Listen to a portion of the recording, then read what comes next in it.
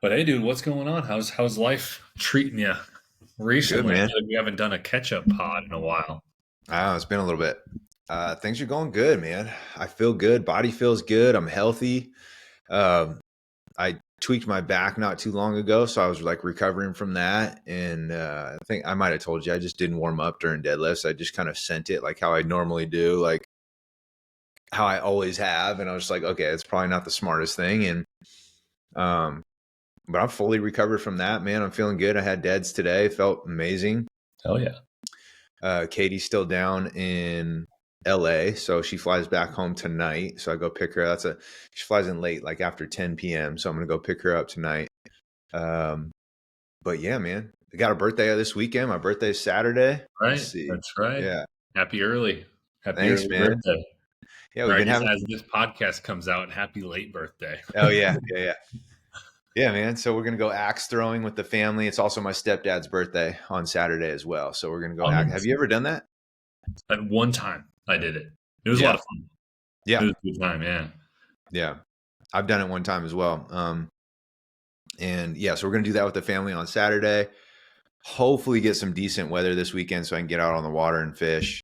But yesterday, the last couple of days have been beautiful, man. Like set mid 70s, like Ooh. awesome for here is unreal, you know. But then we had like hail and thunderstorm warnings yesterday, so it's just like it gives you like a little glimpse of it, and then it's just like takes it away, you know. But I think this weekend we should have some decent weather to be able to get out there and fish. And as the water temps are coming up, man, this is one of the best times of the year. So as those waters start to rise into like those mid 50 ranges, the fish go out from deep and they come back up shallow and Mm. they start looking for their spawning grounds. And so they start moving up, and that's some of the funnest fishing ever, man. So if you haven't done that, I'd highly recommend that. When you come out here and visit, man, we got to make sure that the timing's good, that you come and check it out like pre pre spawn, springtime, end of spring, transitioning into summertime is like really, Yep. really good. Summer fishing's good too, but like that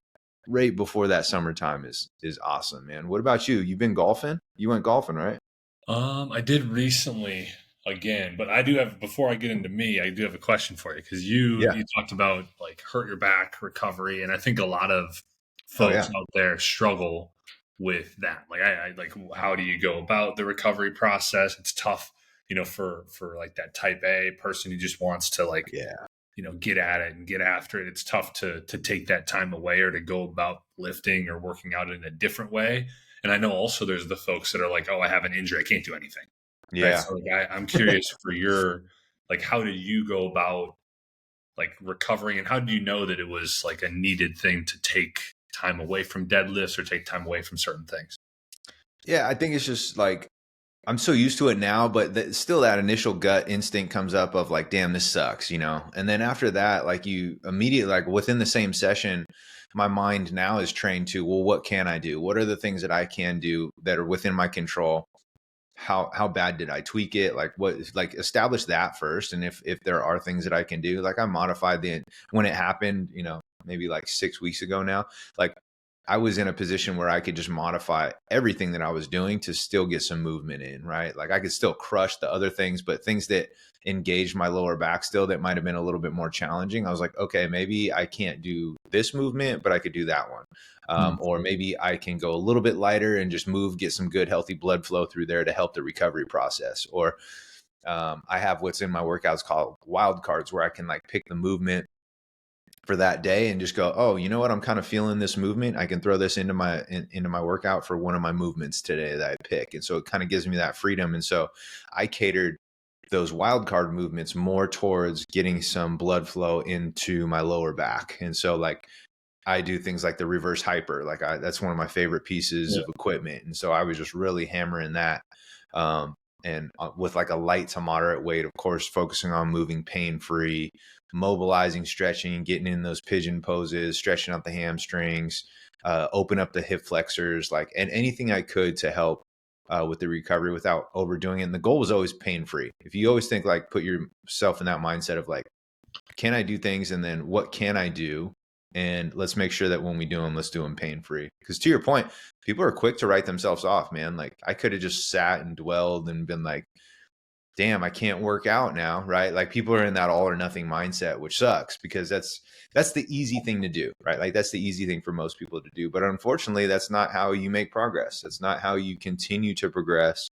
Um, I think those things are inevitable that they're going to happen at some point along your journey. If you don't figure out how to handle them and work through your journey and figure out, okay, how can I be scrappy today and just figure this out and do something?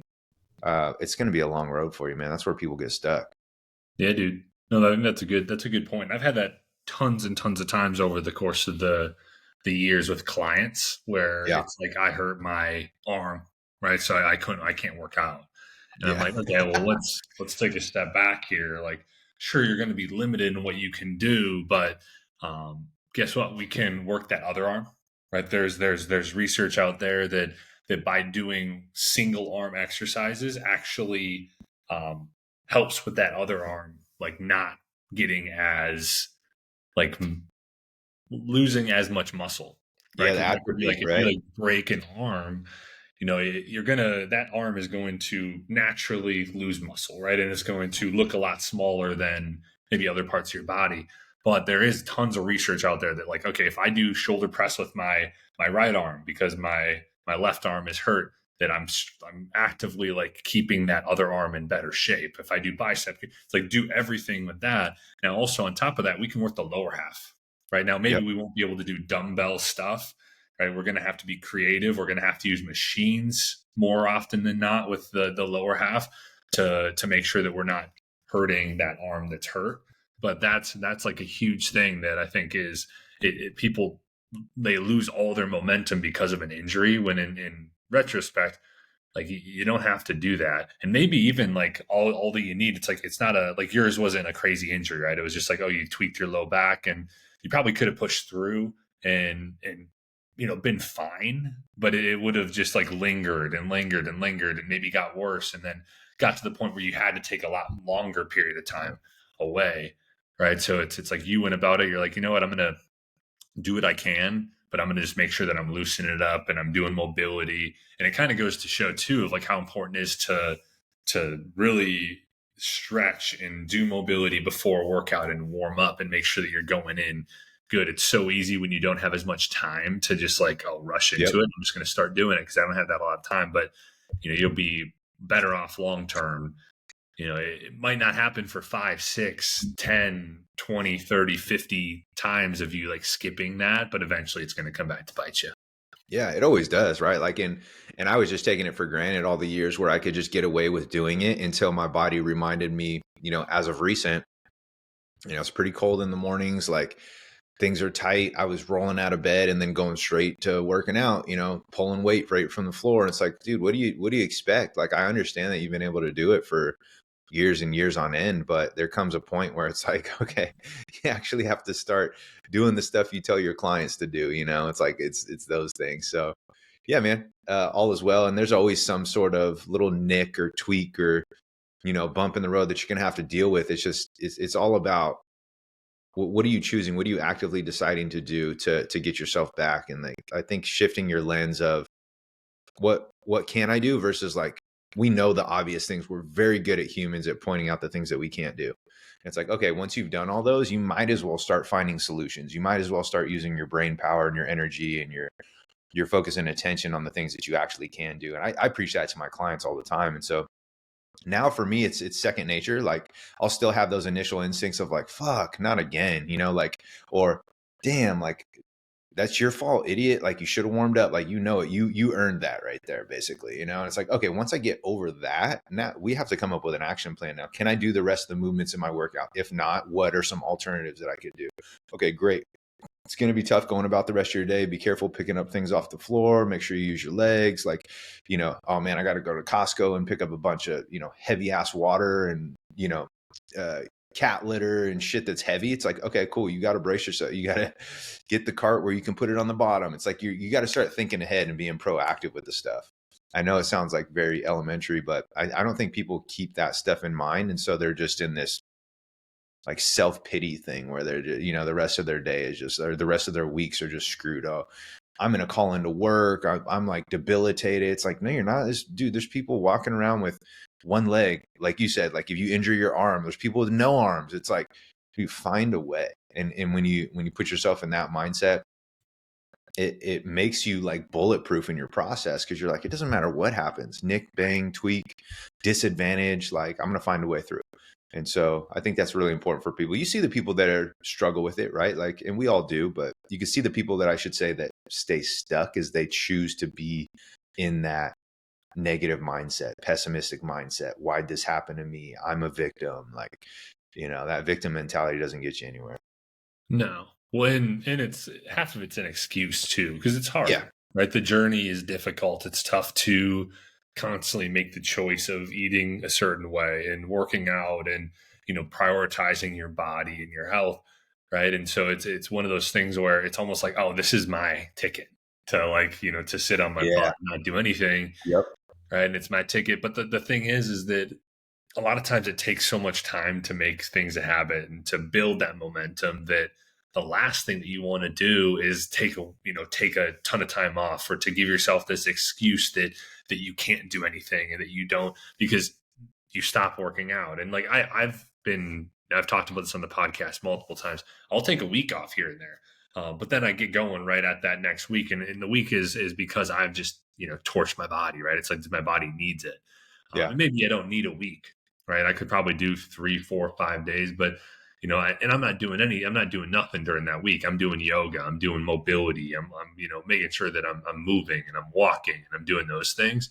But it's the not doing anything that brings you way out of the momentum, and it starts putting the momentum in the opposite direction. And if you're not moving at all and you're not like prioritizing your body, generally we start to do the same thing in the kitchen too. And it's not to say that you can't eat less quality foods and still be in great shape. Like I eat plenty of things that aren't considered nutritious throughout the day and throughout the week. But it's like, when we start going like farther in that direction, then not only are we not moving, but we're also not eating the right way. And it becomes harder to start switching it back to what we were doing before. So it's like that momentum can be just a killer too, that you got to keep an eye out for. Yeah, it's like a spider web effect, right? It could trickle into all these other things. That's why it's like when I work with clients and I work with people and they make that mindset shift to embrace things that are challenging, enjoy their journey, enjoy their process, understand it's not going to be perfect, and they lean into those uncomfortable, awkward situations that they've always just ran from, and they actually embrace them. And they're like, okay, I actually have to work through this. I have to see this through. I have to ask Matt, what are the steps? What are my solutions? What are my options here? And they're proactive in their process.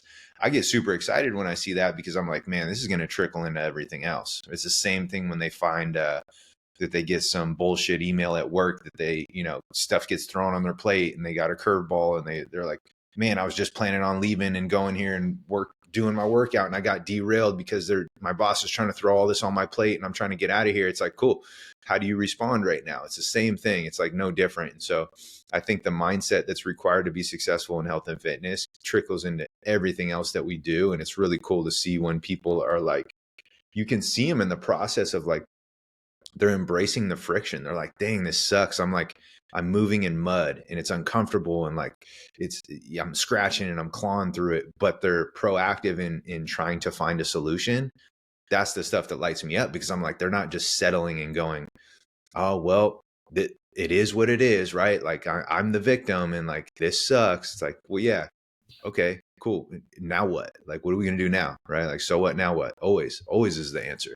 And when people embrace that, it's like, it's really cool to see, man, because you're just like, dang, everything else in their life is, whether they're conscious of it or not, is going to start improving, because it's a byproduct of them taking on these challenges, improving themselves, right? Like doing the inner work, doing the mindset stuff, like changing up their perception in the lens that they're choosing to look through. And it gets really cool, because then you're like, oh man.